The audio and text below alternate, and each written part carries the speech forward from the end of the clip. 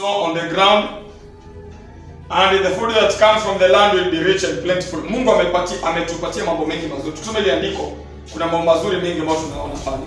Bwana Yesu asifiwe. Amen. Kwa mimi nilikuwa nataka tu nizungumzie kile kitu ambacho kitasababisha tufikie haya mambo yote ambayo tumeahidiwa hapa. Bwana Yesu asifiwe. Amen. Karibuni sana wale ambao tumefika, tuko kwa Isaiah chapter 30. Isaiah chapter 30 kuanzia verse 19. Isaiah chapter 30 from verse 19. Isaiah 30 kuanzia 19. Na Mwenyezi Mungu anazungumza na watu wa Sayuni. Sayuni ni mji mtakatifu, watu ambao wanakaa Jerusalem. Na watu ambao walikuwa wanakaa Jerusalem walikuwa wamepitia changamoto nyingi, lakini Mungu alikuwa anataka kuwaneemesha sana. Ukisoma verse 18 hapo juu unaona sema, yet the Lord longs to be gracious to you. Mungu anatamani kuwaneemesha, anatamani kutuonyesha rehema. Mungu anatamani kutuonyesha grace yake, anatamani neema yake itufikie. Na kwa hivyo Mwenyezi Mungu anainuliwa kwetu ili atuonyeshe fadhili zake, ili atuonyeshe compassion yake. Compassion ni nini? Compassion kuvaa kiatu alafu ndio pende kina kufinya. For the Lord is a God of justice, blessed are all who wait on him. Bwana Yesu asifiwe. Amen. Kwa hivyo hiyo baraka ndio tunataka itufikie. Hiyo baraka ya kumtumainia Mwenyezi Mungu. Hiyo baraka ya kumtumikia Mwenyezi Mungu. Hiyo baraka ya kumngoja Mwenyezi Mungu. Maana Mungu anasema wale wote ambao wanamtumainia hawawezi kuibika. Si ndio? Amen. Kwa hivyo anasema anataka kutubariki. Blessed are those that wait on him. Sasa kuna mambo mengi ambayo Mungu ametuahidi pale.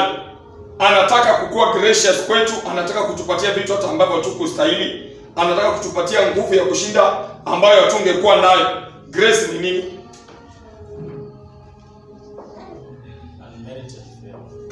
Unmerited favor. Si ndio? Grace ni unmerited favor. Na ni support ambayo haungekuwa nayo, si ndio? Kwa mfano, mtu anaweza kuwa hana uwezo wa kufanya jambo fulani, alafu amewezeshwa kufanya hilo jambo. Ama kwa mfano, labda kuna familia ya mtu labda mtu ni maskini, watoto wake hawezi kulipa school fees, ndio? Kwa hivyo akikuja pate support, aambiwe kwamba hao watoto wako watasomeshwa, amepatiwa nguvu ambayo hakukuwa nayo, si ndio? Ama labda hiyo ni grace, si ndio? Huyu mtu hakukuwa na uwezo wa kusomesha watoto, lakini watoto wake wamekuja wakasomeshwa. Angeweza kusomesha watoto, hangeweza. Labda kuna watu wengine wanaanga mtu hata ana nyumba, si ndio? Lakini watu wanakuja wanaungana pamoja kusema, ai, kuna wakati fulani niliona kwa mtandao, kuna celebrity moja aliona shule fulani imekaa huko vichakani, si ndio? Mwalimu atapambana na wanafunzi chini ya mti. Ametengeneza blackboard nyingine hivi imehangiwa kwa kijiti. Na wanafunzi wanakaa kwa hata sio kwa floor. Unajua atakaa kwa floor ni neema tena. Hao wanafunzi wanakaa kwa mchanga. Kwa hivyo huyo celebrity alienda pale akasema tumejitolea kama mobilize watu wake kwa hiyo group yake, wenye subscribers wake, wakachanga pesa wakaenda wakatengeneza class. Si ndio? Hata yule mwalimu huyu mwalimu kwanza imagine amejitolelea. Si eti analipo mshahara, ni mwalimu amevolunteer. Ni mmoja wa wazazi amevolunteer. Huko Turkana, ni maisha wanaishi maisha mengine. Kwa hivyo huyu jamaa akakuja akasema hata yule mwalimu sasa wanafunzi wakabawiwa uniform. Watu walikuwa wanasema shule yetu ndio uniform, lakini hakuna mambo na uniform. Uniform yetu inakuwa shati kalai na hii kilongi kalai, kinyasa kalai.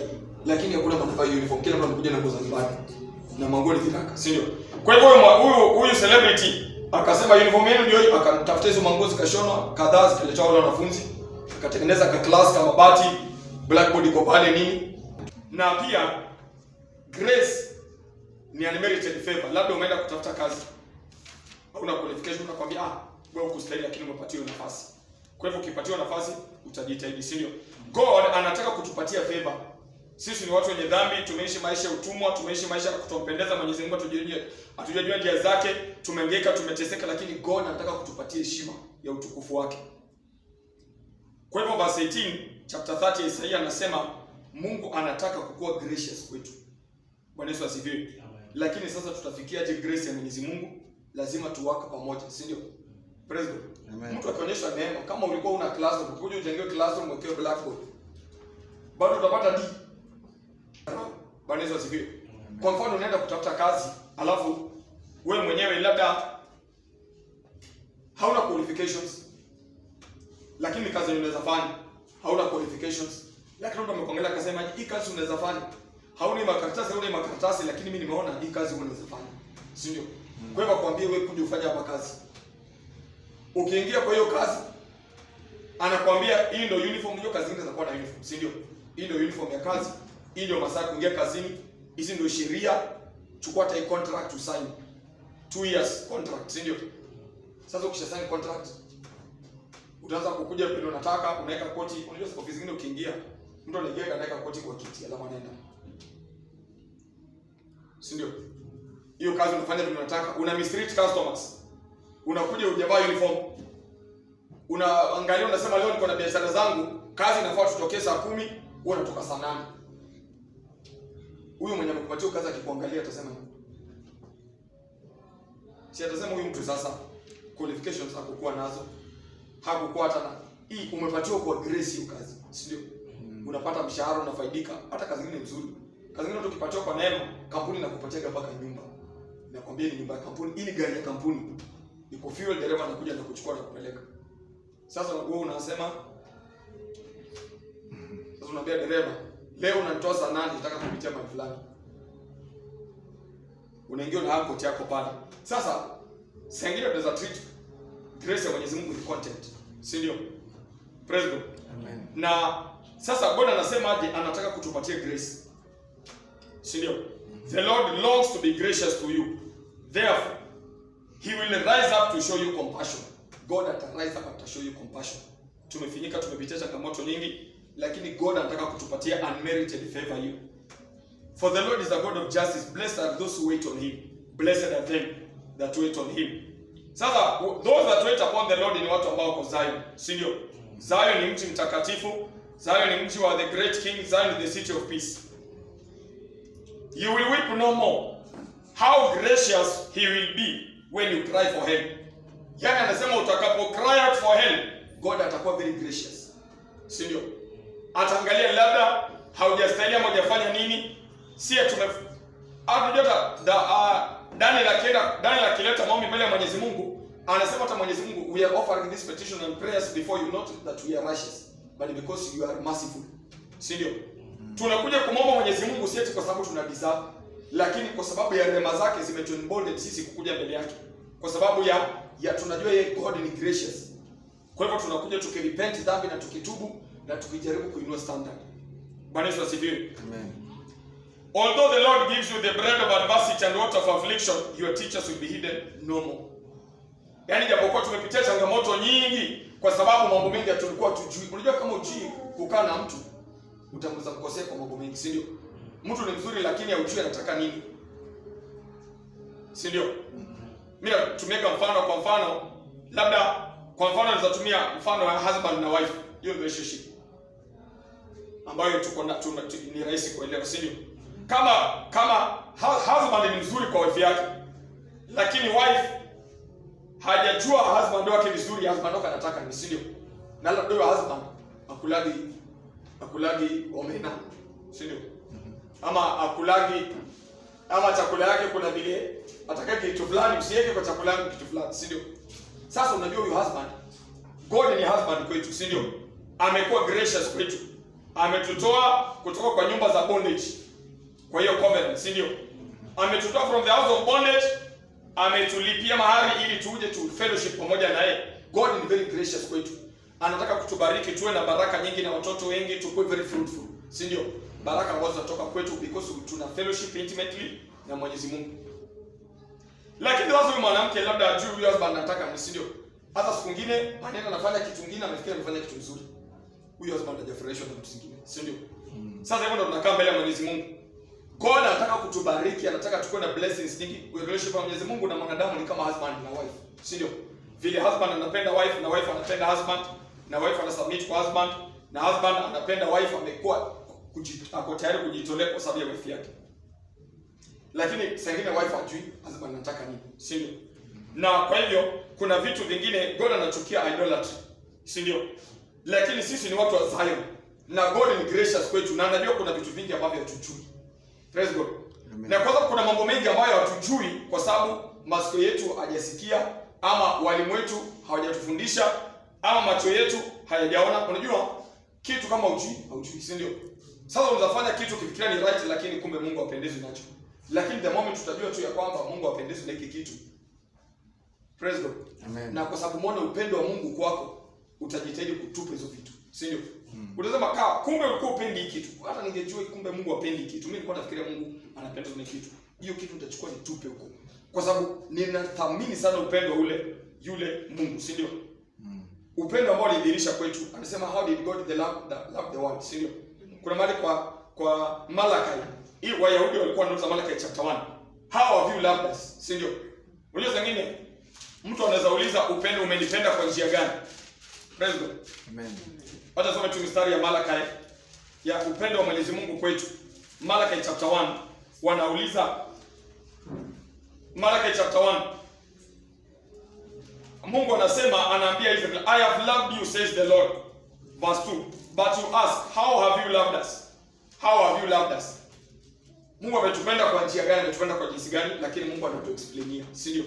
Anasema God so loved the world, he gave everything, si ndio?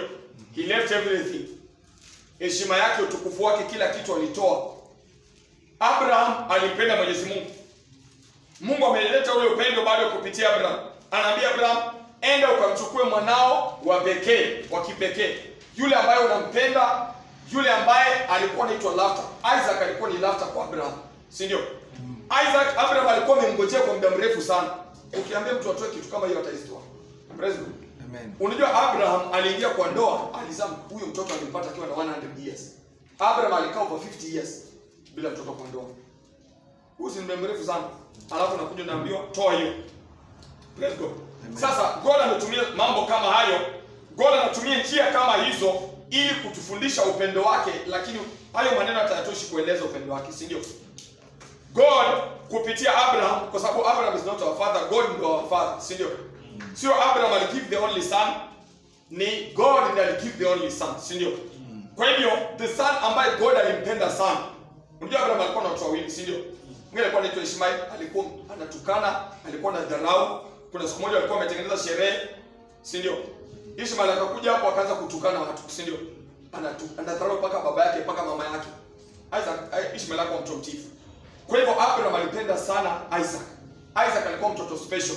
Isaac alikuwa, jina yake inamaanisha laughter.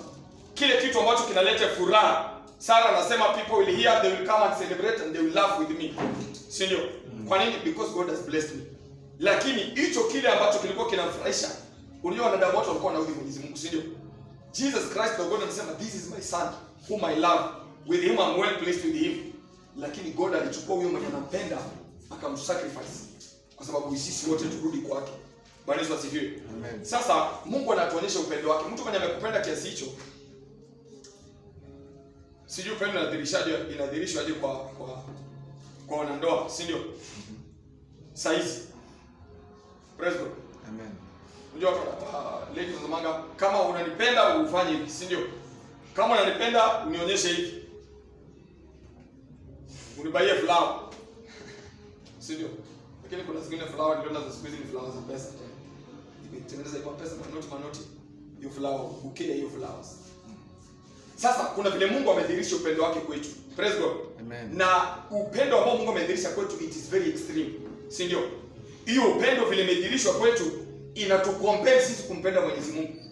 Yaani inatulazimisha sisi kumpenda Mwenyezi Mungu. God amegive everything. Wewe huwezi give everything. Si ndio? Kila ambacho unaweza give, God anataka upeane hicho. Usarende maisha yako kwake. Kuna kitu ambacho Mungu anataka kufanya, si ndio? Kwa hivyo Mungu anaambia watu wa Sayuni, nimewaonyesha upendo wangu. Nimewatoa kutoka kwa nyumba ya utumwa, hamukuwa na uwezo amungevuka bahari ya Shamu, amungetoka chini ya ukoloni wa Firauni, lakini mimi nimeleta upendo kwa nguvu yangu, nimepasua hiyo bahari, nimeosha kwa hiyo damu, nimewatoa huko. Mlikuwa hamkuwa na wafalme, hamkuwa hata watu wa kuheshimika, lakini nimesimamisha wafalme kutoka ndani yenu. Nimeweka makuhani ndani yenu. Mlikuwa mbali na mimi, nimewaleta karibu na mimi. Nimewabariki, nimewaleta katika nchi ambayo ni ya juu, iko na rutuba na utukufu na mambo mengine mengi. Israeli akikaa chini angalia penye Mungu amemtoa, inamlazimu Israeli kumpenda Mwenyezi Mungu. Bwana Yesu asifiwe. Amen. Kwa hivyo akimpenda Mwenyezi Mungu, Israeli atafanya nini? Unajua sisi tunamwombea Mwenyezi Mungu kutoka kwa point gani? Kutoka kwa point ya love ambayo ametuonyesha. Bwana Yesu asifiwe. Amen. Atumwombee Mwenyezi Mungu atendo tuani kitu fulani, ama tunaombea Mwenyezi Mungu kwa sababu ya ule upendo. Tusionyeshe content kwa ule upendo. Tusidharau ile damu. Praise God. Amen. Na the more tutaonyesha upendo wetu kwa Mwenyezi Mungu, God atafanya hata zaidi. Hivyo ndio namaanisha, si ndio? Kwa hivyo anasema watu wa Sayuni, ni mimi na wewe tuko hapa. Anawaambia watu wa Sayuni, ninyi mnaokaa Yerusalemu, hamtaomboleza tena, mtalia tena, lakini kuna kitu ambacho kinategemea. Bwana Yesu asifiwe. Amen. Mungu anasema how gracious he will be. Mungu akikwambia how gracious will be, anakuambia wewe, ningekufanyia mambo, lakini wewe hebu kufanya kitu uone. Panga maneno ikuwe sawa, kuna mambo nataka nikufanyie. Bwana Yesu asifiwe. How gracious will I be? How gracious he will be when you cry out for him. God atakuwa very gracious to you to answer your prayers. As soon as he hears, he will answer you. Tena ni njia ya kuomba maombi ikuwe inajibiwa. Unajua sisi wote tunataka maombi tukue inajibiwa, si ndio? Praise God. Amen. Unajua wanafunzi wa Kristo wanaenda kumwambia Jesus Christ, utufundishe kuomba. Kwa sababu leo namwambia Jesus Christ na yeye ni tofauti, si ndio? Kristo akiomba kila kitu kinafanyika. Au akienda kutoa mapepo zingine zimekataa kutoka. Namwambia kwani hizo mapepo zilikuwa kwa nini asisikii mambo yetu? Praise God. Amen. Wakamwambia utufundishe kuomba. Jesus akawafundisha kuomba, lakini ni zaidi ya kuomba, ni the way of life. Bwana Yesu asifiwe. Amen. Although the Lord gives you the bread of adversity and water of affliction, you are teacher. Sasa kila ambacho Mungu anazungumzia, kuna mambo ambayo tunafaa kujifundisha. Praise God. Amen. Anasema our teachers will be hidden no more, which means Zion ilikuwa imepoteza walimu, walikuwa wamefichika, walikuwa wamepotea. Bwana Yesu asifiwe. Amen. Kwa hivyo Mungu anasema Zion walimu wake atawasikia tena, atawaona. Hawatafichika tena, hawatapotea. Praise God. Amen. Walimu wa Zion ni kina nani? Ni watumishi wa Mwenyezi Mungu ambao wameelezwa na Roho Mtakatifu, ama ni Roho Mtakatifu ndiye mwalimu. Bwana Yesu asifiwe. Kwa sababu our teacher and our counselor is the Holy Spirit. Praise God. Amen. Kwa hivyo tunastahili kutengeneza mazingira ya kuhost the Holy Spirit ndani yetu. Yeye ndiye mwalimu wetu. Anasema your teachers will be hidden no more, with your own eyes you will see them. Praise God. Amen. Watumishi ambao wako na Roho Mtakatifu wanafaa tukuwe kati yetu. Watumishi ambao wako na Roho Mtakatifu hata ni wewe. Bwana Yesu asifiwe. Unajua hapo tuko training, si ndio? Hao tumekuja training ili tuweze kuishi maisha ambayo ni fruitful. Bwana Yesu asifiwe. Amen. Kwa hivyo mimi na wewe ni walimu ambao God ametuita.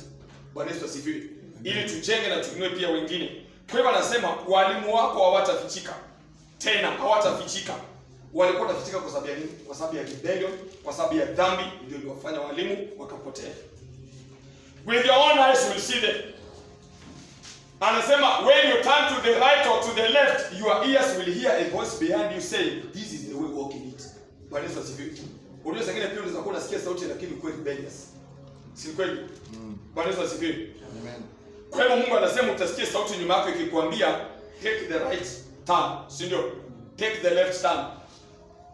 Praise God. Amen. Na huwezi kupotea. Unajua siku hizi magari ziko na GPS, si ndio? GPS. Ukiweka simu pale hakuna kupotea. Ukifika pale inakuonyesha nini? Ukifika pale inakuonyesha nini? Inakuonyesha barabara vile unaenda. Ukitoka kwa barabara unajua tu. Bwana Yesu asifiwe. Amen. Hiyo teknolojia yote na wisdom yote ni Mungu ameweka kwa wanadamu. Sasa Mungu ataweza kupatia ushauri gani? God anaweza kuwa GPRS ya aina gani kwa maisha yako? Hata ni zaidi ya hiyo. Hawezi take left turn ama right ama wrong turn. Bwana Yesu asifiwe. Kwa hivyo God anasema ukichukua right ama left turn kwa maisha yako, kuna mahali ambapo unafika make decision. Hiyo ni make decision. Ukiambiwa right ama left, inamaanisha kuna place ya decision utafika, unafaa ku make. God atakupatia counsel ku make decision. Bwana Yesu asifiwe. Ndio tumetoka mbali, tumetoka mahali pale ambapo tumetoka labda tu kukuwa na hiyo counsel. Bwana Yesu asifiwe. Amen. Na ukiangalia kwa maisha yako labda kuna errors nyingi ambazo tumefanya.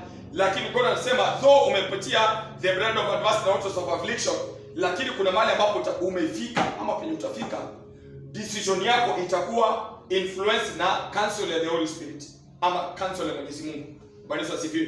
Kwa hivyo kama ni kutake right ama left, God anakupatia counsel. Utasikia. Na pia sisi tunafaa tukisikia tufanye nini? Tutii. Atakwambia this is the way, walk in it. Anasema then you will desecrate the idols of Baalim with silver. Hizo ni vitu gani? Kuna vitu ambavyo tulikuwa tumevithamini. Bwana Yesu asifiwe. Idolatry ni kitu ambacho hakina thamana, lakini umekipatia utukufu mwingi. Na hicho kitu kimekutoa kwa njia ya Mwenyezi Mungu. Anasema then you will desecrate the idols of Baalim with silver and the images covered with gold. You will throw them away like a menstrual clothes and say to them, away with you. Ni vitu vichafu, ni vitu vya aibu, ni vitu ambavyo Mungu alikuwa hataki kusikia, si ndio? Lakini kwa sababu tukujua tulikuwa tuna hizi vitu tulikuwa nazo, si ndio? Kwa hivyo Mungu atakwambia utasikia sauti. Ukisikia sauti inakwambia chukua this hand, utachukua it, si ndio? Ukisikia sauti inakwambia kama watoto obey your parents, si ndio? Kama watumishi wa Mwenyezi Mungu tembea kwa njia ya integrity. Praise God. Tutachukua hizo njia. Kuna vitu vingi ambavyo tumefanya ambavyo vilikuwa ni idolatry, lakini God atatupatia counsel. Bwana Yesu asifiwe. Na sisi wenyewe tunakuwa required kusurrender maisha yetu. Bwana Yesu asifiwe. Amen. Unajua mtu ambaye anamcha Mwenyezi Mungu anafaa kuwe kama karatasi ambayo imetupwa kwa river, si ndio? Ukikata ile karatasi utupe kwa river yenye flow downstream, hiyo karatasi itasinga hapo chini. Ama karatasi kama hiyo karatasi itakuwa overwhelmed na hizo current, si ndio? Itakuwa carried away kila mahali penye inaenda. Bwana Yesu asifiwe. Amen. Kwa sababu imetupwa kwa wili ya hiyo river, si ndio? Penye river ita flow ndio itapeleka hiyo karatasi. Sasa hivyo ndio tunafaa tukaenda Mwenyezi Mungu. Praise God. Amen. Lakini sasa shida yetu zingine tunakuwa very heavy. Ukitupwa kwa hiyo river the Holy Spirit tuna sink chini kama mawe akaa pale chini. God anataka kupeleka huko, lakini unasema huko naogopa, huko inaweza kuwa ni deep. Sasa kwenda deep sana. Ni mambo ya Mungu, ndio ukienda deep utachanganyikiwa. Kuna wengine anasema kati mambo ya Mungu ukienda deep sana utachanganyikiwa. Hiyo ni kweli. Ati ninaogopa kwenda huko kwa deep huko. Huko ninaogopa kwenda huko deep. Unaogopa kwenda deep kwa Mwenyezi Mungu. Praise God. Amen. Sasa tunafaa tusarende. Anasema ukisikia sauti yake, tukifuatana na sauti yake, ndio tunafaa tuwake na Mwenyezi Mungu kwa ushirikiano. Bwana Yesu asifiwe. Amen. Tukisikia sauti yake tunachukua, anakuambia turn left, una turn left. Turn right. Si bora anakuambia turn left, una turn huku. Turn huku, una turn pande nyingine. God anataka tukue obedient. Anataka tukue submissive. Si ndio? Amen. Si maandiko yanasema kuhusu the woman akue submissive na the husband akue loving. Praise God. Amen. Husband akikuwa loving, wife atakuwa submissive. Si itakuwa automatic. Praise God. Amen. Na God tayari ni loving kwetu, si ndio? Upendo wake tumeona. Tena nakwambia nataka nikufanyie mambo kubwa.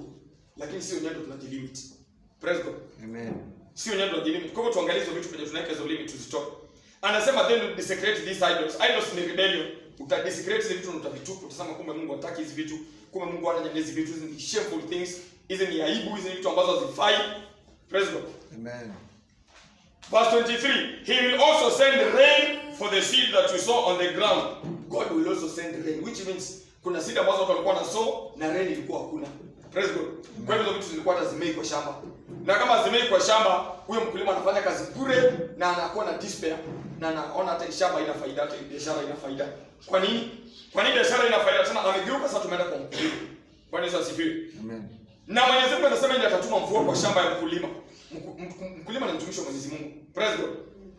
Labda unapanda kwa njia ifai, unafanya vitu kwa njia ambayo istahili, lakini God anasema atatuma rain. Ikiwa utafuata mashauri yake, ujue unafaa kulima, ujue unafaa kuvuna, ujue unafaa kuthresh ili ya kwamba utoe ile produce kwa ile shamba. And the food that comes from the land will be very rich. Unajua zingine unapanda kwa shamba utoe vitu zingine zenye mnyonge, si ndio? Sasa ndio unapanda shamba na watu wengine tungine tumekuja na kujana. Hata tuna afya. Praise God. Kwa nini? Kwa sababu hakuwa anajua Mungu requirements za Mwenyezi Mungu, alikuwa ajui njia za Mwenyezi Mungu ni gani. Bwana Yesu asifiwe. Lakini Mungu anasema the land ita produce ground ita produce food, na hiyo chakula kitatoka pale kitakuwa very rich in quality and very plenty. Praise God. Amen. Unajua zapanda shamba, utoe vitu chache ambazo ni quality. Si ndio? Nakwambia ukitaka kutoa vitu quality panda vitu kidogo. Lakini hapa God anasema mavuno yatakuwa mengi na mavuno yatakuwa na quality ya juu. In quantity and in quality the produce itakuwa very rich, si ndio? In that day your cattle will graze in broad meadows. Meadow ni kitu gani? Meadow ni mahali penye umeshona mahali penye yani ni kama milima imeenda hivi alafu ni green. Anasema ni broad meadows, si ndio? Meadow ni mahali ambapo pako very green, pako very open. Unaweza pita mahali pengine uone kuna shamba lingine imeenda, unaona paka imeenda imepotelea huko ikiendaga ni green. Si ndio? God anasema ng'ombe zetu watagraze in broad meadows. The oxen and donkey that work the soil will eat fodder and mash spread out with fork and shovel. Si ndio? Hiyo ni heshima kubwa sana. Ati donkey na oxen hawa ni watumishi wa Mwenyezi Mungu. Si ndio? Hawa si servants. Unajua donkey na oxen ni servants. Si ndio? Donkey na maikeoga yote inafanya kazi. Na oxen inafanya vile vile, inabeba loads. Si ndio? Kwa hivyo hawa ni watumishi wa Mwenyezi Mungu. Anasema watakula nini? They will eat fodder and mash spread out with fork and shovel. Si ndio? Hiyo chakula imeandaliwa vizuri. Una fork na shovel na ni fodder. In the day of great slaughter when the towers fall. Anasema in the day of great slaughter when the towers will fall, streams of water will flow on every high mountain. Umeshafikiria? Unajua nimesoma Biblia na yeka kama ikue. Biblia ni kama vision, si ndio?